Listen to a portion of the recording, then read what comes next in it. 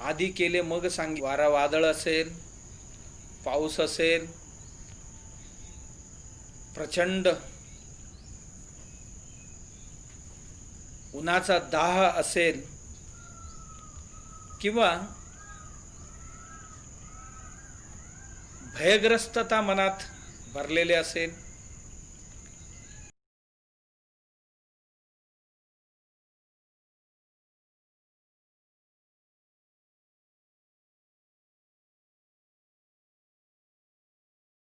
किंवा अतीव प्रेम मनात, या कोणत्याही गोष्टींची तमा न बाळगता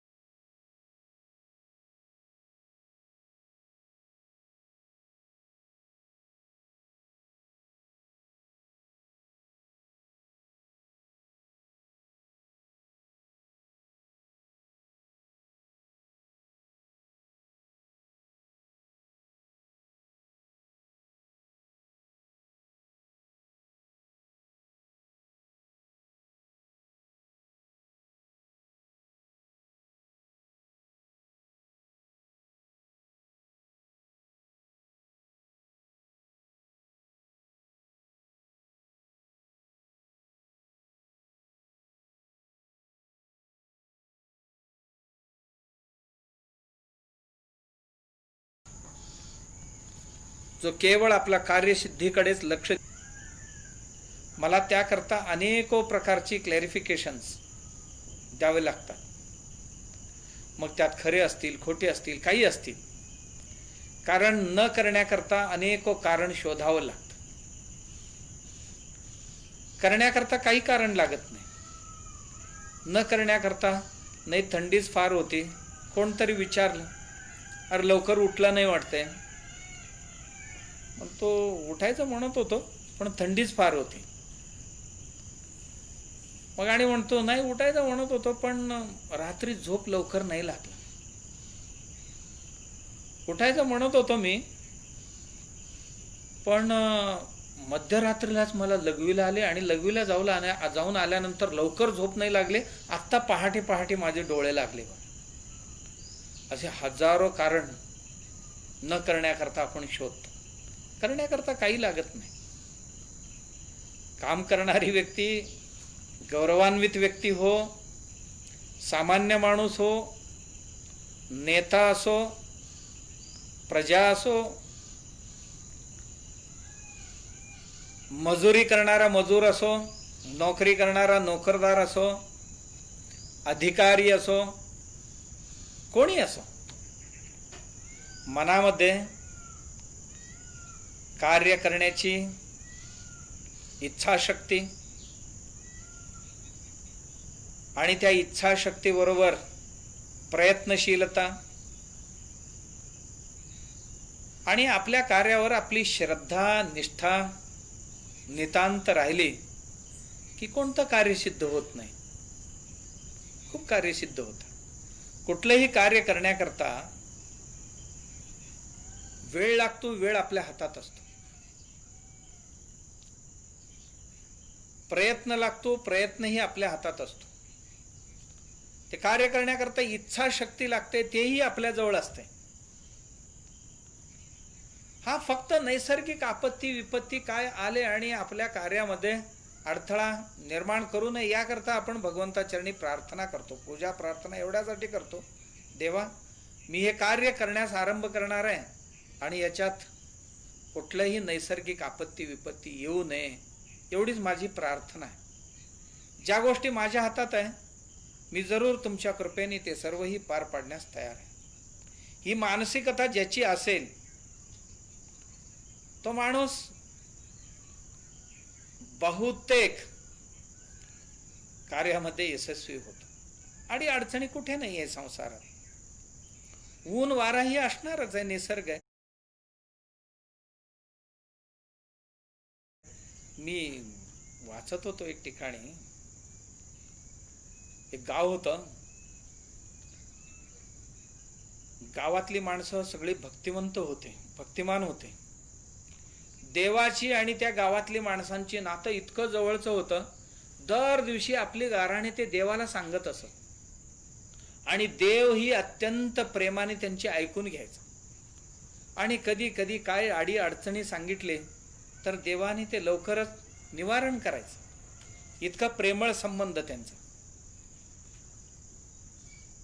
एके दिवशी सगळ्या गाववाल्यांना असं वाटलं, अरे काय आता ऋतुमान बरोबर नाहीये, पीक बरोबर येईना झालेले आहेत शेतात.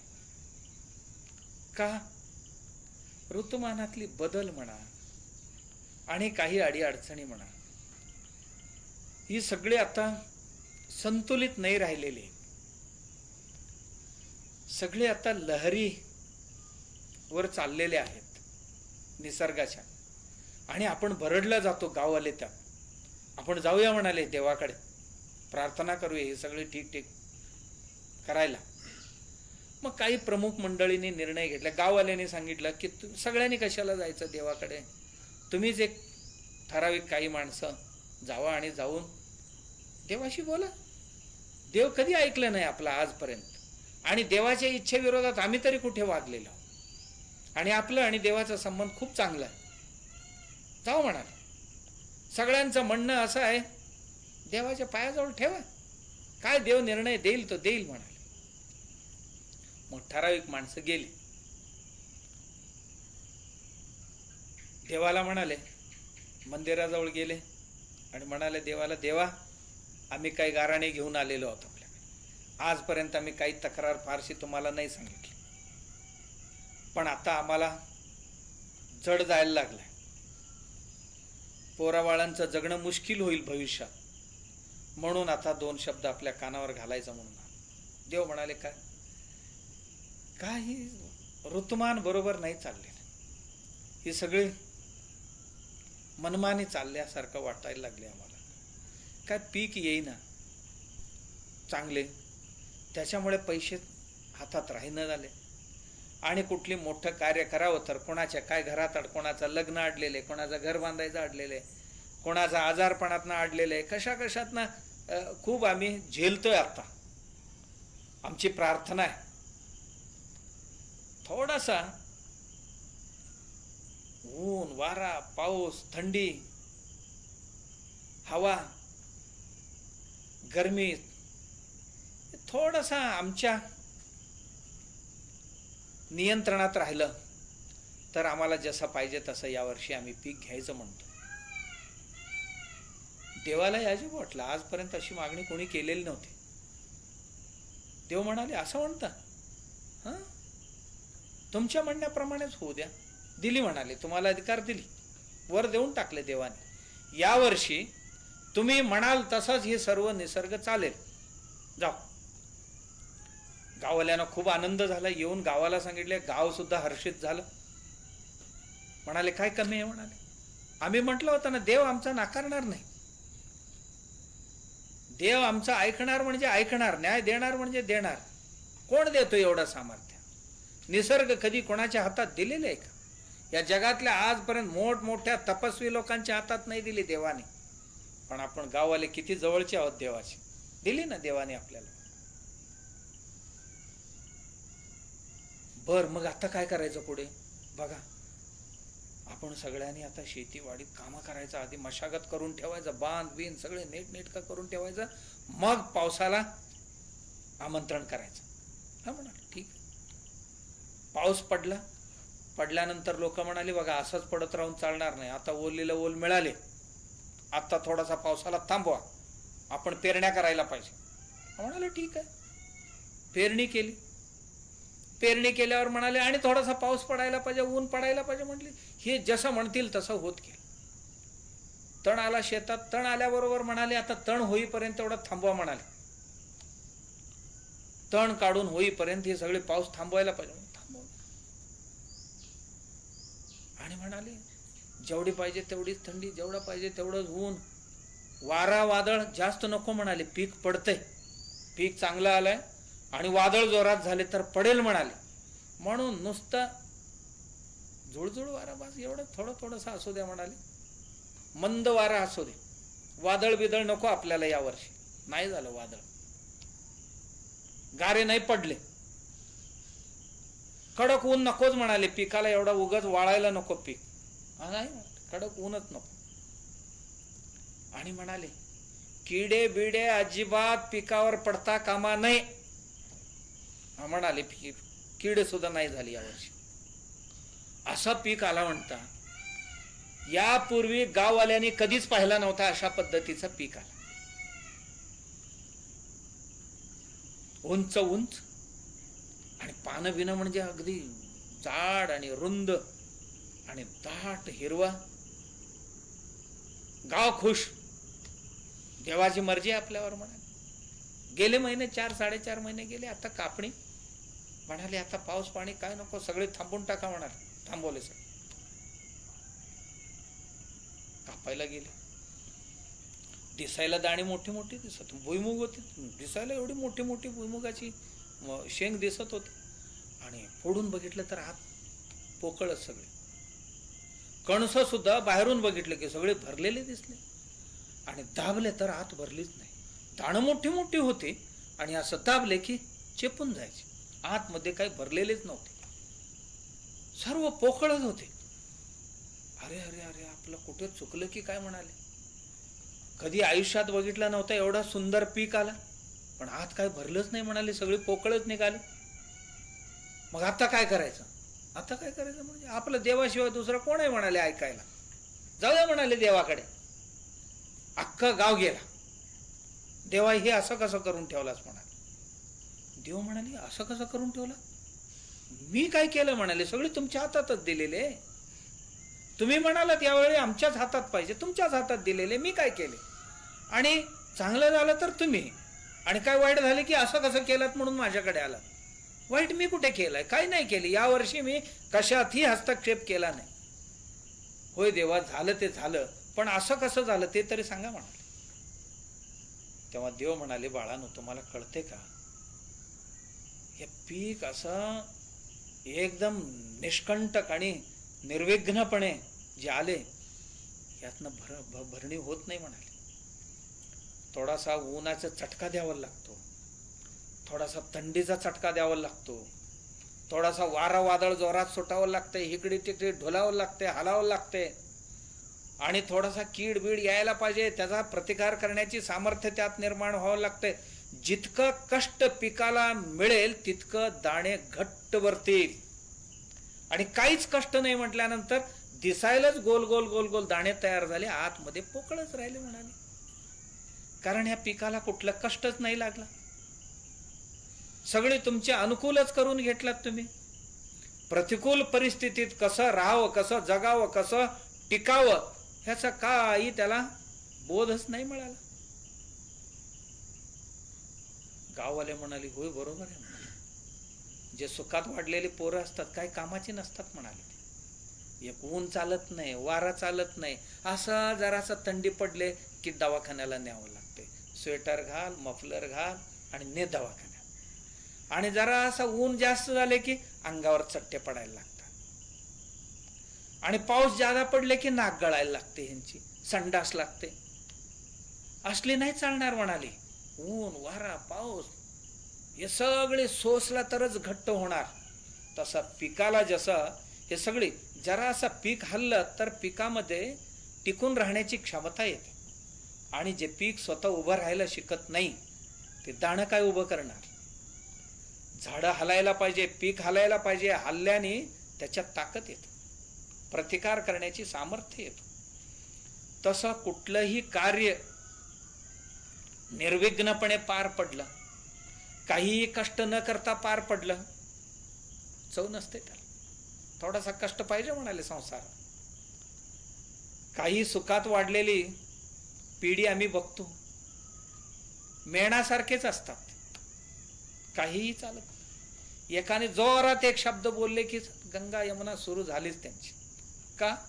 त्यांना कोणाचा शब्द ऐकूनच माहित नाही. नुसतं कुरवळलेलं आहे ते, असं नाही चालत. प्रेमही करावं लागतं आणि शासनही करावं लागतं आणि खूप चांगलं धडा शिकवलेले असायलाही लागतात. संसारात प्रत्येक गोष्टीचा असा. आणि कुठलंही कार्य बघा, बरीच मुलं बाद होतात ते काहीही न करता हातात आलेले संपत्तीमुळे. का? काही कष्टच माहित नाही. आप कमाई आणि बाप कमाईमध्ये खूप फरक असतो. आप कमाईतला आनंद बाप कमाईत येत नाही कधी. हा जरूर बापाची कमाई असते आणि ती कमीत कमी समजून घेण्या इतकं आणि त्याला खर्च करण्यासाठी लागण्या इतके अक्कल हे तर लागते. संस्कार हे लागतात. ज्या समाजात आपण राहतो त्या समाजात संवेदनशील राहणं ही अत्यंत गरजेचे असते. जिथे कठोर व्हायला पाहिजे तिथे कठोर, जिथे मृदू व्हायला पाहिजे तिथे मृदू, नय विनयता जिथे पाहिजे तिथे नय विनयता, जिथे आणखीन काय लागतंय तिथे ते लागतेच. माणसा कुठलंही कार्य असं एकदम लोणीतलं चित्र काढल्यासारखं, लोणीत काहीतरी लिहिल्यासारखं झालं तर ते मजा नाही. त्या कार्यात आनंद तेव्हा असतो आम्ही कार्याचा ध्येय डोळ्यासमोर ठेवून चालत राहायला पाहिजे आणि काहीही विघ्न येऊ आपल्याला आपलं ध्येय दिसायला पाहिजे. देवा तुमची कृपा एक असू द्या माझ्याबरोबर आणि कितीही विघ्न इथे आले, आपत्ती विपत्ती जरी आले तर मी ते करून दाखवेन. एवढी निष्ठा पाहिजे. अन्यथा काय? आम्ही अनेक लोकांना पाहतो, असे अनेक लोकांना पाहतो आणि कधी कधी आपण काय करतो की करतो आम्ही काहीतरी आणि दोष देतो देवाला किंवा अन्य कोणाला तरी दोष देत असतो. असं कधी होणार आहे का? नाहीये. काम करणाऱ्या माणसांना काही लागत नाही. ज्याला नाचता येत नाही त्याला अंगण टेढा वाकडच लागतं. कोल्ह्याला नाही मिळाले तोंडाला द्राक्ष पण ते आंबट आहे, ते खाऊन काय करायचं? ही स्वभाव आहे आमची. असं करून नाही चालणार. आम्ही अंगण टेढा आहे म्हणून, वाकडा आहे म्हणून नाही चालणार. मी नाचायला शिकायला पाहिजे. माझ्या ध्येयापर्यंत जाण्याची धैर्य साहस बळ माझ्याकडे पाहिजे, इच्छाशक्ती माझ्याकडे पाहिजे. ही सर्व येत राहतील. उन्हाळा येणार, पावसाळा येणार, भूकंप होणार. आम्ही बघितले बरीचशी. नेपाळमध्ये गेलो होतो, भूकंप झाला होता, काही राहिलेलं नव्हतं, सगळे संपलेलंच होतं. एकही घर नव्हते. एक नाही हजारो गावं आम्ही बघितली. पण त्या माणसांची कर्मकाठिण्यही पाहिलं. कधी कुठली सरकार येईल आपलं काहीतरी करून देईल ह्याची वाट नाही पाहिली. जी जमीन दोस्त झालेली घरं होती त्यातनंच लाकडं ओढून काढत होते आणि 4 झाड नवीन लागणारी तोडत होती, खांब उभं करत होती, करून छप्पर बनवत होते, बनवून त्याच्यामध्ये संसार सुरू करत होते. याच्या विपरीत आम्ही बघितले एकदा गेल्या वर्षी, मागच्या वर्षी केरळला गेलो होतो. माणसं इतकं हतबल झालेले पाहायला मिळाले. आता काय आपण उभं राहणार नाही म्हणत होते. अत्यंत सुशिक्षितांचं राज्य, 100% साक्षरता म्हणून सांगितले जाते. साहस नाही पाहायला मिळालं. प्रत्येक जण एवढंच म्हणत होता की 100 वर्षात कधी असं झालं नव्हतं आणि आत्ताच असं कसं झालं आणि आम्ही कसं उभं राहायचं. या हळहळणारी माणसं दिसते. गेल्या वर्षी इथेच कोल्हापुरात महापूर आलेला होता. सांगली, कोल्हापूरमध्ये महापूर आला. महापुरात आलेलं सगळ्यांना, बऱ्याच लोकांना त्रास झालेला होता. झालेल्या त्रासापेक्षाही अधिक त्रास दाखवणारी, भासवणारीही दिसत होती. आणि काही माणसं असंही बघितले आम्ही, सरकारची माणसं सर्वे करायला येतात म्हटल्यानंतर चांगल्या भिंती सुद्धा पाडून सर्वे करून घेतली. अजूनपर्यंत काय दिलं नाही आणि त्यांचं काय झालं नाही तो भाग वेगळा. काय दिले असतील तर थोडेफार काहीतरी दिले असतील पण, आणि आता ते पश्चाताप करतात की ते भिंती जरी ते पाडलं नसतं तर मला घर उभं करता आलं असतं. एक भिंत पडलं होतं तर 3-3 भिंती पाडल्या. ही मानसिकता. आता परवाही महिन्यापूर्वी निसर्ग चक्रीवादळ झालं, कोकणात गेलो. तिथली हे पाहिलं आम्ही. हे सगळ्या नैसर्गिक आपत्तीत आम्ही जात असतो काय आपल्या हातून सेवा काय करता आले तर घे त्या मंडळींसाठी. परवा गेलो आम्ही 50-100 लोक. तिथेही माणसं बघितले, चक्रीवादळामध्ये घरावर झाडं पडलेली होती. त्यांची 50 वर्षाची 100 वर्षाची बागा, नारळीची बागा, सुपारीची बागा, काजू असेल, आंबा असेल, फणस असतील, उन्मळून पडलेले होते. घरावरची छप्पर तरी 2-2 फूट भिंती घेऊनच विमानासारखे उडून गेलेले. 2-4 दिवस रस्ता करायला वेळ लागला त्यांना. आणि एका घरावर 10-10 झाडं पडलेलीही घरं दिसली. आणि रस्ता सगळे बंदच होते. स्मशान रस्ता बंद आहे, देवळाचा रस्ता बंद आहे, पाणवटीचा रस्ता बंद आहे. आणि महिनाभर लाईट नाही गावात. असं नाही म्हटलं की आमच्या गावात लाईट यायला पाहिजे. आणि आता धान्य भरडणार कसं आणि संध्याकाळचं जेवण करणार कसं. लोकांनी जुनं जातं शोधून काढले. रायगडमध्ये जात्यावर या नवीन आलेल्या सुना भरडायला शिकल्या. तक्रारी सांगत नाही बसणे, आमचं हे नाही झालं, आमचं ते नाही झालं, यांनी हे नाही केलं, त्यांनी नाही केलं, हे सरकारने हे करायला पाहिजे, ते नाही करत बसले. भरडायला जात्यावर भरडायला शिकले. कधीही पाणवटीवर नाही. कारण हल्ली नळ आल्यामुळे नळात पाणी येत असल्या कारणाने कोण जात नव्हते. पण पाहायला मिळाले की माणसं किलोमीटरवर जाऊन पाणी आणत होते, कोणाच्याही तक्रारी नाही करत होते. तेव्हाच आम्हाला वाटलं की ही आणि आम्ही काही लोकांना विचारलं, आता सरकारची मंडळी ते पंचनामा करायला येणार, मग त्याच्या आधी तुम्ही घर झाकला तर मग काय होणार. ते म्हणाले कधी येतील तेव्हा येतील, त्यांच्याच पगार करायला त्यांना पैसे नाही, हे दरिद्र आम्हाला काय देणार, असं काही लोक म्हणाले. आणि म्हणाले काय पंचनामा करून देणार आहे, दिला तरी ठीक, नाही दिला तरी ठीक, आपलं घर आपल्याला नीट करावं लागते. आणि कुठल्याही पंचनाम्याची वाट न पाहता त्यांनी घरं झाकून घेतली. कोण कौलं लावली, कोण पत्रे लावली, झाकून घेतली. म्हणाले मोबाईलवर फोटो काढून ठेवले, मान्य केले तर करू द्या, नाही तर राहू द्या म्हणाले. आम्हाला वाटले की कोकणात आत्महत्या का होत नाही, तर त्याचं कारण माणसं कोणाची वाट पाहत नाही. आणि कितीही काठीण्य येऊ, कर्मरत झालेली माणसं पाहायला मिळाली, आपापल्या ध्येयाकडे चाललेली माणसं पाहायला मिळाली. जीवनात बऱ्याच लोकांना, याचा अर्थ तिथे अडी अडचणी नाहीये, समस्या नाही असं कोणी म्हणायचं कारण नाही. 1.5 महिने अंधारात काढले, नाही तक्रार केली का, सवय करून घेतलेली. काही येऊ दे जीवनात, कधी लाईट आहे कधी नाही आहे. आमच्या गावात जर लाईट गेले 2 तास, तेही संध्याकाळी गेले, तर MSEB वर दुसऱ्या दिवशी मोर्चा गेले. काल अमुक धारावाही होत्या आणि तुमचं लाईटच गेले, आमची वाटोळे केलात. 2 धारावाही नाही पाहिले असते तर ह्याचे काय वाटोळे होते कोणास ठाऊक. पण म्हणतो आपण, आम्ही त्यालाच इतकं महत्व देतो, तर झालं. असं नाही, होणाऱ्या गोष्टी होत असतात. माणूस साहसाने, निष्ठेने, श्रद्धेने पुढे चालायला शिकायला पाहिजे. आणि कुठलीही गोष्ट आमच्या करता बाधा बनता कामा नाही. मी करायचं म्हणत होतो, ही असं झालं नाही, होतच राहणार असं गृहीत धरूनच चाल. अनेको गोष्टी गृहीत धरूनच पुढे चालायचं असतं. अमुक झालं, तमुक झालं, असं झालं, तसं झालं, काय सांगायचे कारण. मी वाचत होतो एक ठिकाणी, एका देशात वर्षात एक 4-5 महिने इतकं बर्फ पडतो, त्या बर्फामुळे तिथली माणसं कोणी गावात राहत नाही.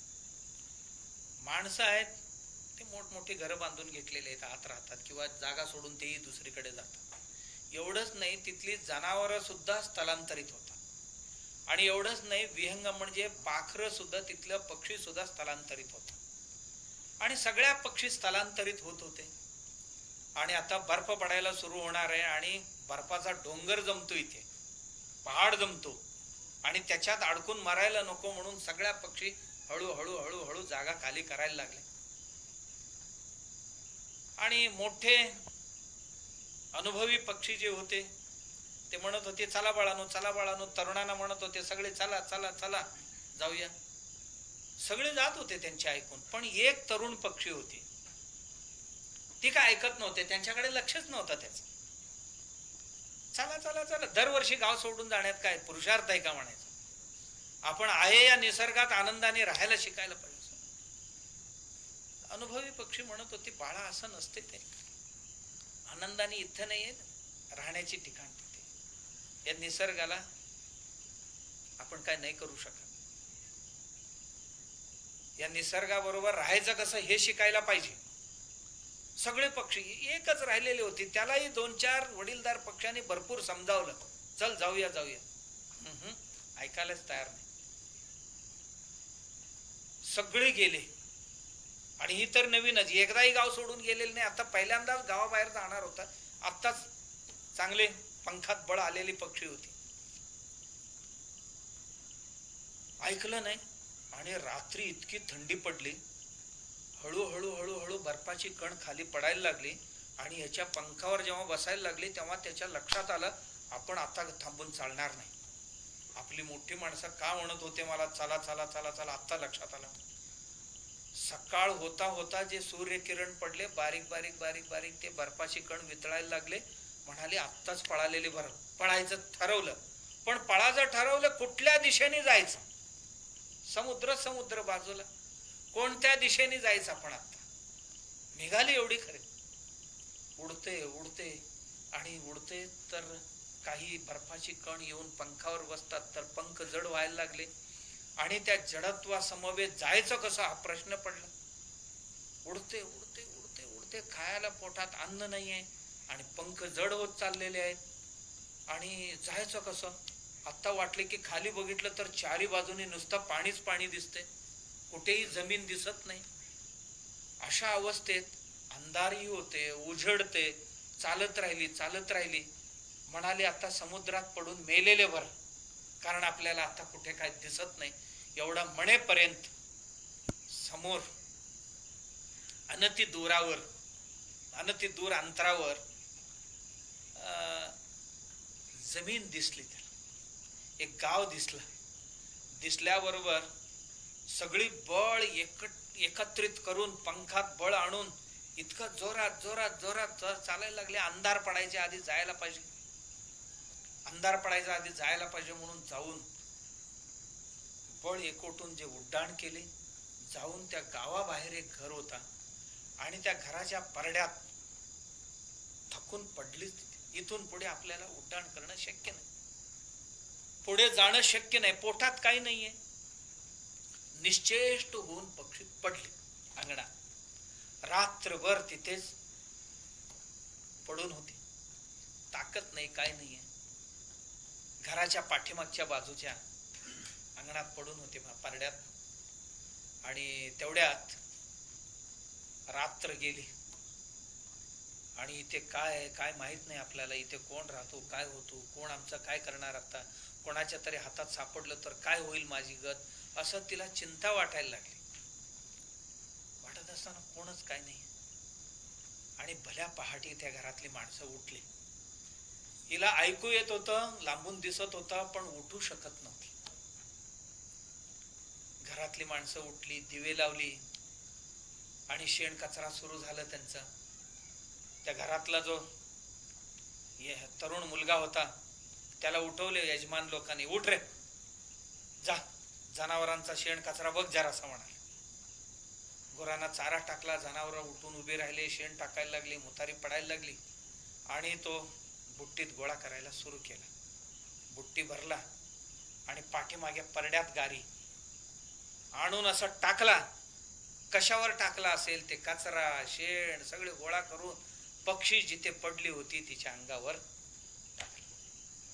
मी एवढा लांबचं अंतर तोडून एवढा मोठा महत्त प्रयास आणि प्रवास करून आलो आणि ह्यांच्या या घरात पडलो आणि हे काय आले माझ्या नशिबात म्हणाल. उलट तिथेच मेलो असतं तर बरं झालं असतं ना मला म्हणाल. आणि एवढं अंतर कापून यायची गरजच काय होती मला, असं तिला वाटायला लागलं. वर टाकून तरी गेला होता तो, त्याला काय दिसलं नाही. आणि ओरडावं तर ताकदही काय नव्हता. आणि थंडीने कुडकुडत होती. 5-10 मिनिटांनी कसं बस मान हलवून शेणाबाहेर तोंड काढले पक्षीने. शेणाबाहेर तोंड काढले आणि तोंड बाहेर काढल्यानंतर श्वास घ्यायला लागल्यानंतर पक्षीला वाटलं की की थोडासा रात्रभर जे थंडी आणि ते बर्फ सगळे जमलेले त्या ह्याच्यातनं जे आलेली होती ना, हे शेण सगळे अंगावर पडल्यानंतर जरासं ऊब उभेनी त्याला बरं वाटायला लागलं, गरम लागायला लागलं. गरम वाटल्यानंतर तिला वाटले हे बरं आहे. आणि तोपर्यंत तिला खूपच अंगात ताकद आल्यासारखं वाटलं. म्हणजे एखादा माणूस थंडीत पूर्णपणे आखडलेला आहे आणि त्या माणसाला कोणतरी शेकोटी शेकून गरम करावं आणि पुन्हा त्याच्या अंगात ऊर्जा यावं, तशी ऊर्जा आली त्याच्या अंगात. तोपर्यंत उजेडलेलं होतं आणि उजेडलेलं आहे म्हणताना गप्प बसावं की नाही पक्षीने. हळूच आवाज काढायला गायला सुरुवात केली. गायला सुरुवात केल्यानंतर मांजर आला तिकडनं. इकडी तिकडी बघतो, पक्षीचा आवाज खाली कुठे येते. बघितलं शेणात अडकलेले पक्षी. मांजराने हळूच मुंडकं धरून पक्षीला बाहेर काढलं. काढल्यावर पक्षीला वाटलं आनंदच आनंद. आनंदाने पक्षी नाचायला लागले. ही नाचत असताना बघून मांजराला वाटलं आपलं शिकार आहे हे तयार झाले. हे मेलेले असं मला वाटलं होतं, पण हे जिवंत आहे म्हणाले आणि जे मुंडकं धरले मारूनच टाकले. संपली कथा. या कथेतनं शिकायचं काय? 2-4 गोष्टी शिकणं गरजेचे. एक गोष्ट पहिलं शिकायचंय, वडीलधाऱ्यांचा ऐकायला शिकायचं. अनुभवी लोक जे सांगतील ते ऐकायला शिकायचं. अनुभवी लोकांचा ऐकलं असता, त्याच्याबरोबर गेला असता तर आज ही वेळ आली नसती. अनुभवी लोकांची केस उन्हानी नाहीये तर अनुभवाने पिकलेले आहेत एवढं मानायला शिकायचं. आणि ते शिकलेले असो नसो, ते धनिक असो किंवा दरिद्र असो, जे पुरुष असो किंवा स्त्री असो, नर असो किंवा मादी असो, कोणी असो, अनुभवी लोक आहेत. त्यांच्या अनुभवासमोर आमचा ताकद तारुण्य काही कामाचा नाही. आमच्याकडे ताकद आहे पण बुद्धीच नाही तर करणार काय? बुद्धी लागते, कसलेली बुद्धी लागते, तेही मशागत केलेली बुद्धी लागते. अनुभवी म्हणजे मशागत केलेली माणसं आहेत. एक पहिलं गोष्ट शिकायचं यातनं, कुठलंही कार्य करायचं असेल तर त्या कार्यात अनुभव असणाऱ्या माणसांच्या ऐकायला शिकायचं, ज्या त्या क्षेत्रातले असतील. दुसरं, अंगावर शेणाने झाकून काढणारी किंवा अंगावर शेण टाकणारी हे कोणी शत्रू नसतो. कुठल्या शत्रुत्वाने नाही पडलं, त्याला दिसलं नाही. आम्ही समजतो की माझ्या अंगावर असा कसा पडला, माझ्या असा कसा टाकला, बुद्ध्यापूर्वक टाकले असतील असं नसतेच. सदाकाळ अजाणतेपणाने सुद्धा टाकलेले असतात, परंतु आम्हाला कधी कधी शत्रू वाटतात, ते आम्ही शत्रू समजून बसतो. म्हणून एक गोष्ट लक्षात घ्यायला पाहिजे की अंगावर टाकणारी ही कोणी शत्रू असतीलच असं नाही. तिसरी गोष्ट हेही आम्ही शिकायला पाहिजे, या शेणातनं बाहेर काढणारी सगळी मित्र असतील असंही समजायचे काही कारण नाही. काढलं इथपर्यंत मित्र होता, पण पुढचं दुर्घटना घडली याच्यावरनं त्यांना मित्र समजायचं काही कारण नाही. मग शेवटी समजायचं काय? एवढा दूरवरचा प्रवास करून आलो तो आलो, पडलो तो पडलो, इथे शेणात राहिलो ते राहिलो, पक्षीने काढले ते काढले, काढल्यानंतर गप्प पडून राहिलो असतो तर निश्चितच चांगलं झालं असतं. गाणं नाचण्याची नाटकं मला करायला नाही पाहिजे होतं. हे का केलं मी? मला पूर्वानुभव काहीच नाहीये. कोणत्या कोणत्या प्रसंगाला कसं तोंड द्यावं आणि कसं वाटचाल करावं हे अनुभव नव्हता. एक शिकायला पाहिजे, दैव तिथून इथपर्यंत मला आणलं आणि शेवटी इथे माझं अंत झालं. ज्यावेळी माझा सर्व प्रयत्न संपतात त्यावेळी मी एवढंच म्हणायला पाहिजे की ही दैवेच्छाच होती. कोणतंही कार्य करण्याकरता माणूस पक्षीसारखं करून नाही चालणार. कितीही कष्ट असो, कितीही अडचणी असतील, तरी सुद्धा पुढे जायला माणूस शिकायला पाहिजे. बिहारमध्ये 1958 साली एका खेड्यात एक माणूस राहत होता. नाव आपण बरीच मंडळी ऐकलेले आहेत की दशरथ मांझी म्हणून. त्याच्या नावाने आज खूप सिनेमा सुद्धा तयार झाला. मी वाचत होतो त्यांच्याबद्दल, दशरथ मांझी बद्दल. तरुण होता. एके दिवशी रोजगार करून खाणारा माणूस, श्रीमंत नव्हे, गरीब, ताकदीवर विश्वास आणि इकडी तिकडी मोलमजुरी करून सुखाने राहणारा माणूस. एके दिवशी बायको आजारी पडली. शहर लांब होता, 80 किलोमीटर. जो रस्ता होता त्या रस्त्याने गेला तर 80 किलोमीटर. डोंगराच्या अलीकडे हा राहत होता, पलीकडे शहर होता आणि मध्ये इतकं उंच डोंगर होता की ते डोंगर जर नसता तर फक्त 13 किलोमीटर मध्ये जाण्याकरता काही साधन नाही मिळाले त्याला.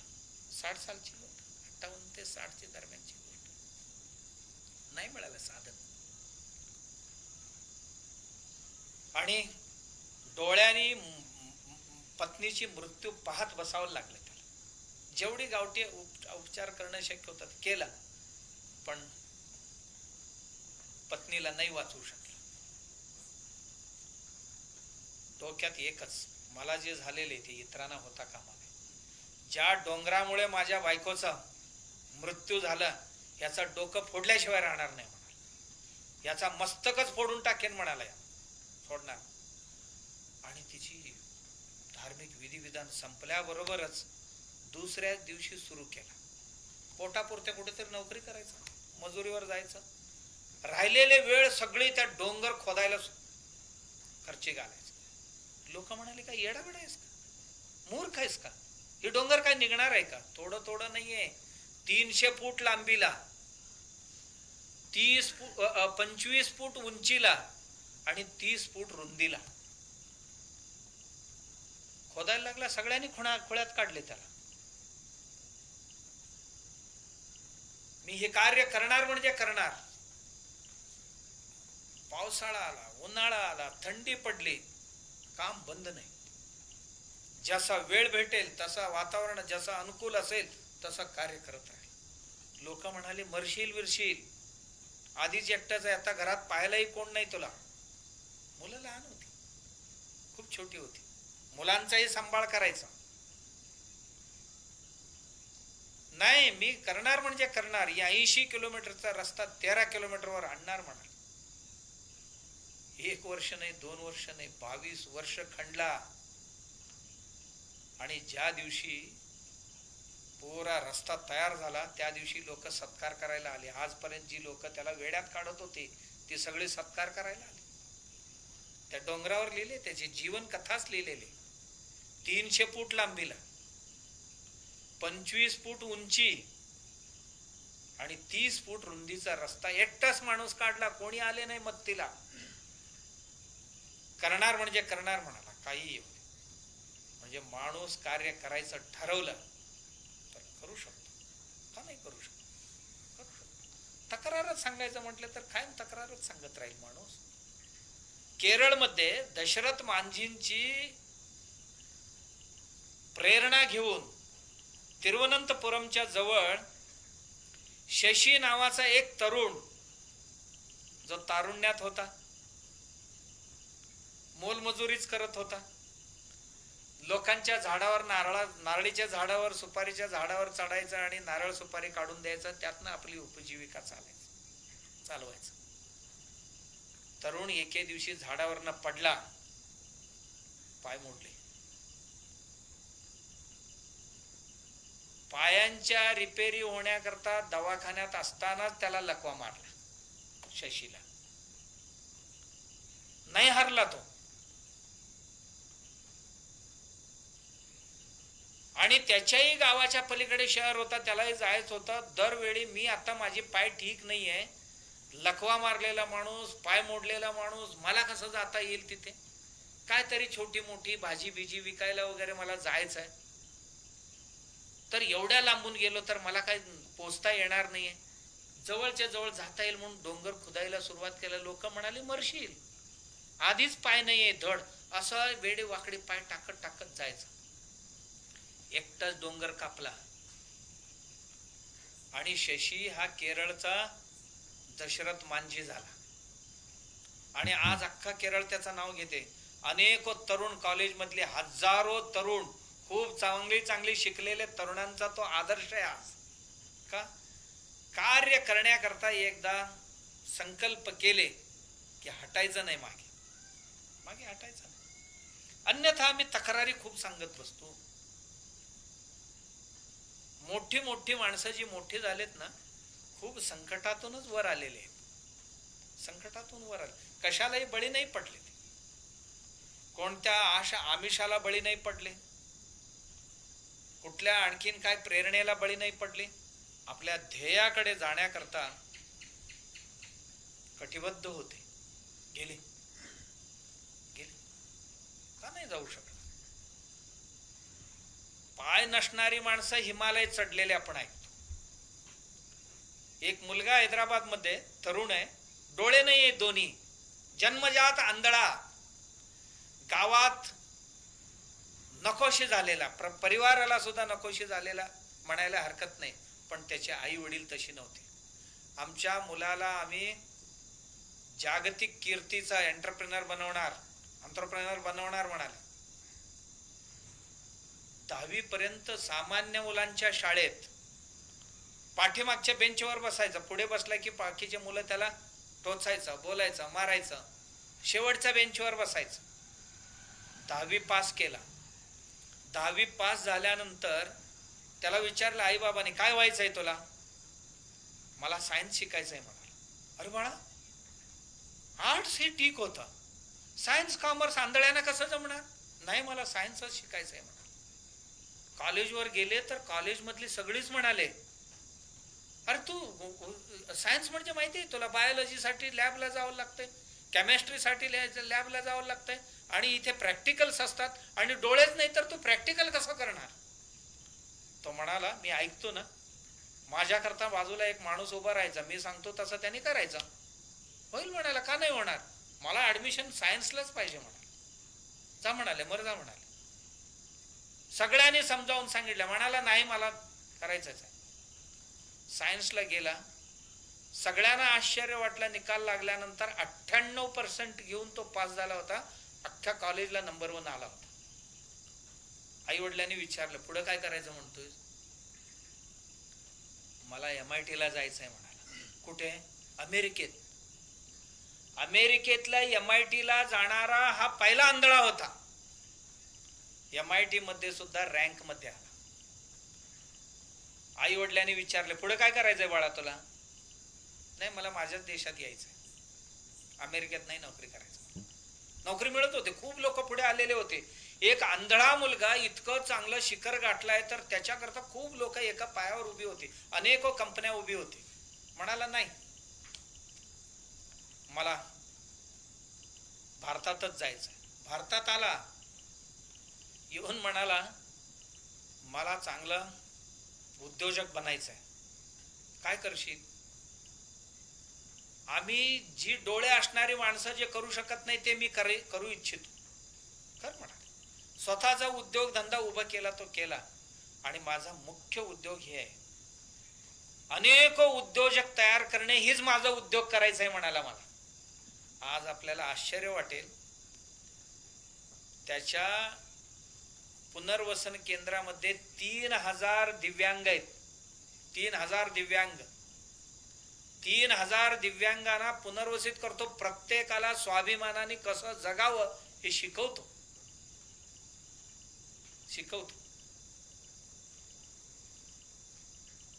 बळला नाव, आडनाव त्याचा बळला आहे. शशिकांत बळला असं काहीतरी नाव आहे त्याचं. अशी माणसं आहेत. पाय नसणाऱ्या मुली हिमालय चढलेले. ध्येय स्पष्ट पाहिजे. बाकीचेही आपत्ती विपत्ती येतील, अडचणी येतील. कधी आर्थिक अडचणी येतील, कधी शेजार पाजाऱ्यांची अडचणी येतील, कधी शत्रू लोकांची अडचण येईल, कधी मार्केटिंगची अडचण येईल, कधी अन्य नैसर्गिक आपत्ती विपत्ती येतील. हे सर्व येत राहणार, पण कधीही त्याचं कारण नाही सांगायचं. माणूस काम करत राहायचं. शहरातला माणूस एक गावात आला होता, खूप मोठा साहेब, तो खूप वर्षापासून शहरात राहत होता, गावात आला होता. एक समारंभ होता गावात, काहीतरी समारंभ संपन्न केला, घरी जात होता. कॉलेजचे प्राचार्य विचार्य काहीतरी होता. घरी जाता जाता ओळखीची एक म्हातारी घरासमोर पारावर बसलेली दिसली आणि त्यांना थोडासा आवड होता की आजी बरोबर गोष्टी करावी थोडीशी. आजी ओळखते का बघूया, बऱ्याच वर्षानंतर भेटली. आणि हा विद्वान माणूस, वर्षातनं 200-400 कार्यक्रम करणारा माणूस, कधी कधी दिवसाला 2-2, 3-3 उपन्यास असायची त्यांची, असा मोठा विद्वान माणूस. आणि अख्खं राज्य त्याला ओळखत होतं. घराकडे चाललेला आजी, 80 वर्षाची आजी बसलेली होती दारात. आजी, ओळखलीस काय मला म्हणाला. होय बाबा, ओळखले ना. कशी आहेस तू, आजीला विचारलं. आजी, कशी काय आहे तुम्ही. आजी म्हणाली, तुझ्यापेक्षा खूप चांगलं आहे म्हणाली मी. खूप खडूस होती आजी, साधी खडूस नाहीये, पण जो मी म्हणणाऱ्याला अद्दल घडवल्याशिवाय राहत नव्हती, कारण ती वास्तववादी होती, कृत्रिम नव्हती आजी. तुझ्यापेक्षा मी कितीतरी पट्टीने चांगलं आहे म्हणाली. आजी, काय म्हणायचंय तुम्हाला. बाळा, तुलाही एवढंच मूठभरच लागते, मलाही मूठभरच लागते, मी भिकाऱ्यासारखे शहरात गेले नाही म्हणाले. काय तुला जादा लागते का शहरात गेल्याने. काय एवढं खातो शहरात गेल्याने. इथे राहिलं तरी एवढंच खाणार आहे, तिथे गेलं तरी एवढंच खाणार आहे. आणि माझ्या घरात कष्टाची खाते, मी शेतात जाते, काम करते, धान्य उगवते, भाज्या उगवते, फळं आणते आणि मी खाते. ते तर तुला काय मिळेल म्हणाले. तुला काही लागले तरी तैली घेऊन पळावं लागते म्हणाले. भिकाऱ्यासारखं जीवन आहे म्हणाले. कोणाच्या तरी जागा तिथे जाऊन घर बांधून घेतलंय, गावात स्वतःची सोडून. आणि म्हणाले, पाकिट आल्याशिवाय दूध येत नाही. आमची तसं नाही म्हणाले. सकाळी उठून गेले की जनावर उठून उभे राहतात, आम्हाला बघितले की अजूनही म्हणाले. ताजा ताजा दूध पिते म्हणाली मी. माझ्या घरातली लोणी बाळा तुझ्या स्वप्नात सुद्धा दिसायचं नाही तुला म्हणाले. काय माझ्या घरातली भाजी, ही ऐश्वर्य तुझ्याकडे कुठे. म्हणून म्हटले मी तुझ्यापेक्षा खूप चांगला आहे. मास्तरला असा धक्का बसला. अख्खं राज माझा मान सन्मान करते, म्हातारीने एका मिनिटात माझी पाण उतारच करून टाकली म्हणाला. काय खडूस आहे म्हणाला. पण मनातल्या मनात मास्तर खूप आनंदित होता. म्हणाला, आजची जी बोलली ती वास्तव आहे. हो, पोट केवढं आहे माणसांची, एवढीशी पोट आहे. मलाही तेवढंच लागतं, हिला एवढं मला भरणं शक्य होतं गावात, नाही असं नाही. आणि मी आज जाऊन तिथे बसलो. कोण कुत्र ओळखतो मला तिथे, शेजार पाजारी ओळखत नाही. आणि म्हातारी म्हणाली, बाबा काय गावात आनंद आहे म्हणाले. एवढा वेळ झाले की आम्ही सगळी भेटतो एकमेकांना, सुखदुःखाची गोष्टी करतो. असं कधी केलायस का तुझ्या गावात म्हणाले. मास्तरांच्या डोक्यात लक्क प्रकाश पडला. म्हणाला, आता जरा विषय बदलायचा, म्हातारीला जरा खुश करायचा. आजी, तुम्ही जुनी माणसं, फार कष्टाळू बघा. तुम्ही खूप कष्ट केला असणार ना तारुण्यात म्हणाल. कष्ट केलं म्हणजे मी काय साधी बाई आहे, राजकुमारी आहे मी, राजकुमारी सारखा आहे म्हणाली. राजकुमारी म्हटल्याबरोबर मास्तर हा बघला. राजकुमारी सारखे होते म्हणाले मी. माझ्या वडिलांनी मी तारुण्यात येता येता अशा एका चांगल्या घरात दिली, ज्या घरात 40 जनावर होते बाबा म्हणाला. 40 जनावर, 40 जनावरांची शेण कचरा मी एकटीच काढली म्हणाली. एकटीच काढत होते भल्या पहाटे उठून. आणि बाबा एवढी कचरा, इथनं 2 फरलांगावर आमची गारी, मी माझ्या डोक्याने नेऊन टाकत होती म्हणाली. एवढंच आनंदातच होती मी, काय काय कमी नाही बघा म्हणाले. आनंदात एवढी 40 जनावरांची शेण कचरा काढले की खलास आरामात. मग काय नाही, मग काय, एक 50 घागरी पाणी लागायची मला. घराला. इथनं 2 फरलांगावर विहीर, विहिरीतनं पाणी ओढून आणायची. 50 असा खेळत खेळत 50 कळशी पाणी आणत होते बघा. म्हणा झालं एवढा 50 कळशी पाणी आणलं की संपला, मजेत आनंदात. मास्तर म्हणाला 2 फरलांग, 50 वेळ जायचा 50 वेळ यायचा आणि म्हणते मस्त मजेत आहे म्हणते. मग मग काय पाणी आणलं की नाही स्वयंपाक करायचं म्हणाल. घरात 10-20 माणसं, लहान लहान बाळ बिळ सगळी स्वयंपाक करत होते. सगळ्यांची मस्त पैकी सगळ्यांना वाढून मी पण जेवून झाले की धुणं घ्यायची, नदीवर जायची, धुणं धुवून आणले, वाळत गाठले की निवांत 2 तास झोपले बघा म्हणाले. मग दुपारी उठले ना, उठल्या बरोबर पुन्हा संध्याकाळची स्वयंपाकाला लागायची. उद्या करता लागणारी ज्वारी बरडायची.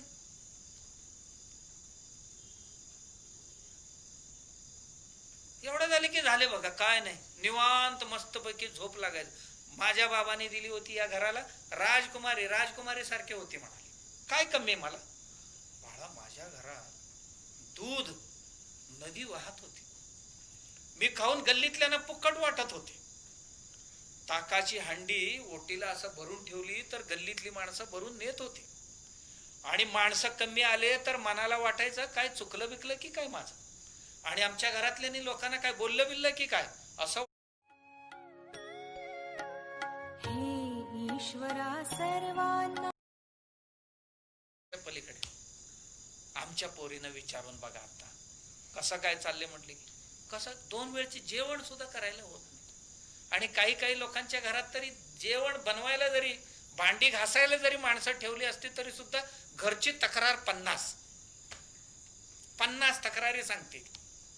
म्हातारी म्हणते एवढी 40 जनावरांची शेण कचरा काढते काय नाही बघा निवांत मस्त. कधी विचारले की मस्तच म्हणते. मास्तर म्हणाला एवढा काम करून सुद्धा ही म्हातारी मस्तच कशी काय राहते. आणि एवढं होऊन म्हातारा नाही घरात. 2-4 मुलं झाली. 4 मुलं झाल्यावर नवरा निघून गेला. आणि थोडस म्हातारीला नरम करावं असा वाटला. मास्तर म्हणाले प्रिन्सिपाल, आजी असं नाही वाटत की यजमान असता तर खूप चांगलं झालं असतं. ऐन तारुण्यातच गेले म्हणे असं आम्ही ऐकलंय. म्हटल्याबरोबर तरी डोळ्यात पाणी यायला पाहिजे म्हातारीची. मेले. प्रत्येक माणूस जगात येताना आपल्या शिदोरी घेऊन आलेले असतो. इथे सोडवतो जेवतो, ज्याचा संपते तो जातोय बघा. त्यांची संपले ते चालले, उद्या माझी संपले की मी जाणार. काय ते आता आश्चर्य म्हणाले. ज्याचा कोणाचा आधी संपते कोणाचा नंतर संपले की जायचंच आहे की बाबा, इथे कोण राहायला आलेत म्हणाले. पण आहे तोपर्यंत मजेत राहायचं बघा म्हणाले. मजेत राहायचं, आनंदात राहायचं. भिकाऱ्यासारखं असं जायचं नाही तुमच्यासारखं. आणि म्हटलीच त्याला तुमच्यासारखे भिकारी नाही म्हणाले, आनंदात राहायचं. आणि या आजीला तुम्ही कुठल्या साधू सत्पुरुषापेक्षा कमी समजणार आहे मला सांग. कुठला साधू तरी वागेल का या आजी सारखं इतकं निर्लिप्त जीवन जगेल का. आजीला एकच माहिती, कष्ट मीही केलेले, माझी मुलंही करतात, माझ्या नातवंड्यांनाही मी हेच शिकवते. माझी नातवंडे सुद्धा म्हातारीसारख्याच कणखर असतील. खातील पितील, कामही तितकेच आनंदाने करतील, आनंदही तितकंच भोगतील. याला म्हणतात जीवन. म्हणून महात्मा विदुर म्हणतात जीवन जगावं तर असं. बुद्धिमान माणसं असतात ते असं. बुद्धिमान माणसं कशी असतात, काहीही आपत्ती विपत्ती येऊ दे, थंडी असो, वारा असो, ऊन असो, पाऊस असो, गरिबी असो नाहीतर श्रीमंती असो, द्वेष असो कोणाचा, मत्सर असो, काही असो, काही माझ्या कार्यामध्ये अडथळा बनता कामा नये. कशालाही आपण अडथळा मानता कामा नये. मी केला असता पण त्यांनी असं आडवं पडले म्हणताना राहिले. मी केला असता पण पाऊस पडल्यामुळे राहिला. मी केला असता पण यावर्षी दुष्काळच पडला म्हणून राहिला.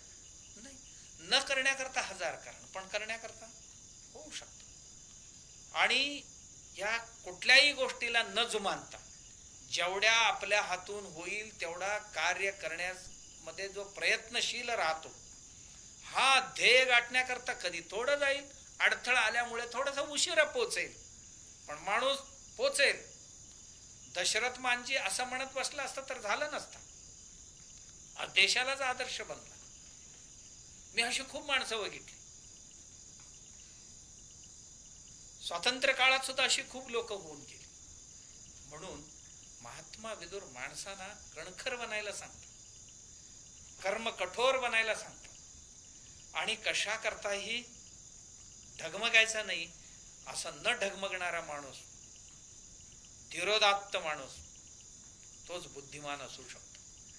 आणि त्याला चिंता कुठलीच नाही, चिंता कुठलीच नाही. म्हणून तो माणूस निश्चिंत आहे. आणि अशा पद्धतीने कर्मकठोर आणि निश्चिंत जीवन जगण्याची शक्ती, सामर्थ्य सद्गुरू आणि भगवंत हा सर्वांना देव. गुरुचरणी प्रार्थना. राजाधिराज सद्गुरुनाथ सिद्धरामेश्वराय नमः. राजाधिराज सद्गुरुनाथ श्री भाऊराजाय नमः. राजाधिराज सद्गुरुनाथ श्री काळसिद्धेश्वर.